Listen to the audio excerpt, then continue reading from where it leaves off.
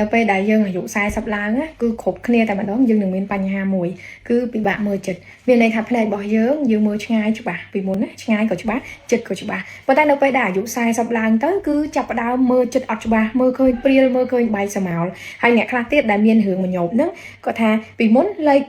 វ៉ែតាគាត់ឧទាហរណ៍ដក300លេខវ៉ែតាមញោប300ដឺក្រេគាត់មើលឆ្ងាយក៏ច្បាស់មើលចិត្តក៏ច្បាស់ប៉ុន្តែតាំងពីចូលអាយុក្បាល40មកគឺលេខវ៉ែតាហ្នឹងគឺមើលឆ្ងាយច្បាស់ប៉ុន្តែមើលចិត្តគាត់ចាប់ផ្ដើមព្រិលហើយគាត់ភ័យខ្លាចមានបញ្ហាបងប្អូននេះគឺបច្ចេកទេសគេហៅ presbyopia ដែលយើងសាមញ្ញយើងហៅថាល្ងិតចាស់ហ្នឹងណាអញ្ចឹងអាហ្នឹងគឺជាការប្រែប្រួលទៅតាមវ័យឯងមិនបាច់បារម្ភហើយក៏អត់មានអីដែលយើងគួរព្រួយបារម្ភដែរតែទោះជាយ៉ាងណាក៏បងប្អូនត្រូវតែវាស់ភ្នែកឲ្យបានត្រឹមត្រូវហើយពិនិត្យសុខភាពភ្នែកដែរព្រោះអីវ័យអាយុ40យើងចាប់ផ្ដើមប្រែប្រួលមានល្ងិតចាស់ប៉ុន្តែទន្ទឹមនឹងហ្នឹងជំងឺអីផ្សេងៗដែលវាកើតឡើងទៅតាមវ័យក៏អាចមានដែរអញ្ចឹងកុំភ្លេចណាពិនិត្យភ្នែកមួយឆ្នាំម្ដងគឺជួយការពារភ្នែកយើងបជាពីការពិការភាពដែលយើងអាចការពារបាន